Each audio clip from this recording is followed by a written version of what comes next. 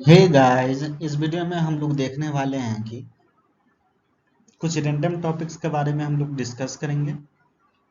चलिए देखते हैं। सबसे पहले हम लोग शुरू करते हैं इंसुलेटर्स के फार्मूला से। हम लोग जानते हैं कि इंसुलेटर्स के लिए क्या होती है ना, कि जब डिस्क वाला हम लोग लगाते हैं कुछ इस तरह से होती हैं।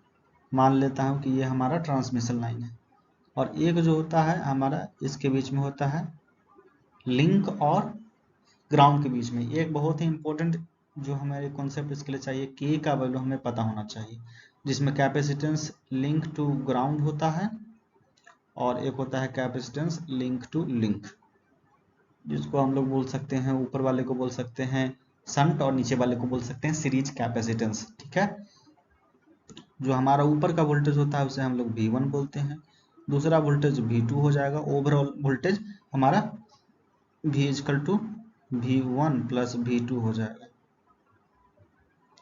ध्यान रखने वाली बात यह है कि ये तीनों ही वोल्टेज जो है फेज में है, कोई भी लाइन में बिल्कुल भी नहीं है, ये सारे फेज में है। ठीक है, और सपोज करना है हमें कि V1 इक्वल टू V1 है। ओके, इसमें कोई प्रॉब्लम नहीं है। V2 जब हम लोग निकालेंगे तो V2 इक्वल टू हो जाएगा V1 प्लस KV1। इस तरह से आपको याद रखनी है।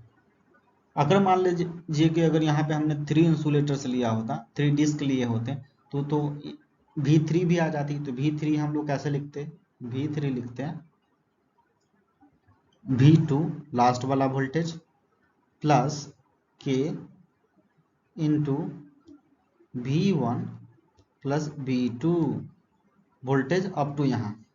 और हम लोग ले लेते हैं क्या, अगर मान लीजिए कि हमने जो है, अगर हमने जो है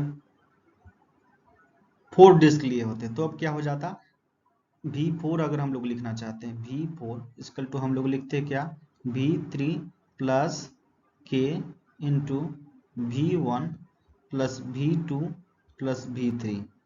अगर आप इस तरह से याद करते हैं, आप कभी भी गलती से भी इसको आप भूलने वाले नहीं हैं। इसके लिए डायरेक्ट फार्मूला भी होती है, लेकिन वो मोस्ट ऑफ द टाइम आप भूल जाते हैं।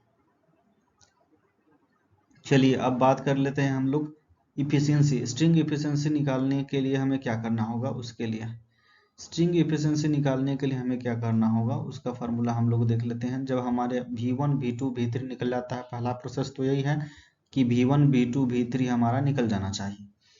उसके बाद आती है string efficiency. String efficiency n equal to जो होती है हमारा V फेज होता है, सिस्टम का V फेज, यानी कि जो भी इसमें लाइन से जो जा रही है उसका फेज वोल्टेज। उसके बाद नंबर ऑफ इंसुलेटर्स हो जाती हैं। नंबर ऑफ इंसुलेटर्स को हम लोग n से, इसको परसेंटेज में लिख देते हैं, इसको n से हम लोग लिखते हैं नंबर ऑफ इंसुलेटर्स। उसके बाद हो गया जो सबसे नीचे वाला डिस्क है उसका वोल्टेज लेते हैं। जैसे कि इन केस हमने जो इसमें देखा, इसमें हमारा V2 हो जाएगा, nearest voltage to the line. ठीक है, ये हमारा यहाँ पे फॉर्मूला हो जाएगा, इंटू 100 कर देंगे हम लोग।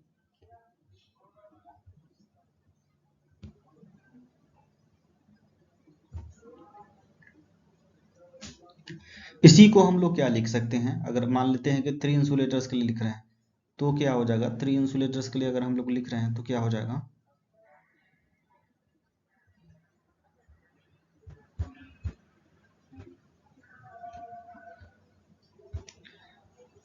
String efficiency n equal to V phase ले लेंगे। V फेज ऑब्वियसली होने वाली क्या है, V1 plus V2 plus V3। जितने भी वोल्टेज है सबका सब हमारा V फेज दे देगा बाई नंबर ऑफ इंसुलेटर्स। जैसे कि हमने यहाँ 3 सिलेक्ट किया तो 3 हो जाएंगी, प्लस नियरेस्ट वोल्टेज जो कि हमारा V3 होने वाला है, तो V3 हो जाएगा इंटू 100। तो इस तरह से आप आसानी से स्ट्रिंग एफिशिएंसी निकाल सकते हैं। सबसे इम्पोर्टेंट को याद करने वाला चीज़ है यहाँ पे, तो आपको जो हमने कॉन्सेप्ट बताया वो है, और उसके बाद हो जाती है ये के हो जाती है। के आपके जो है ये बहुत ही इम्पोर्टेंट हो जाते हैं। के को याद रखना होगा आपको कि C L G by C L L होती हैं, line to ground by line to line, इसे आपको याद रखना होगा, लाइन टू ग्राउंड बटा लाइन टू लाइन। दूसरा तरीका होता है इसको लिखने का, अगर मैं आपके लिए लिख दूं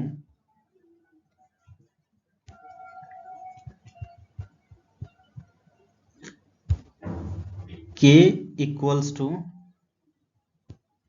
शंट बटा सीरीज,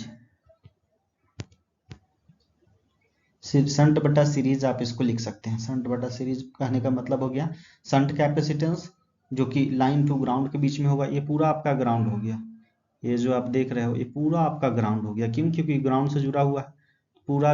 और ये जो है क्या है, हमारा पोल है, टावर है, जो कि एक कंडक्टर है, तो ये पूरा ग्राउंड हो जाता है, यहाँ से लेकर यहाँ तक पूरा ग्राउंड है। चलिए इस छोटे से वीडियो में हमने क्या समझा, हमने समझा स्ट्रिंग इफिशिएंसी निकालने का कॉन्सेप्ट। पूरा कॉन्सेप्ट हमने देख लिया किस तरह से स्ट्रिंग इफिशिएंसी निकलती है, इसके फॉर्मूलाज देख लिए, आसानी से आप इसको बाद आप न्यूमेरिकल्स बना सकते हैं।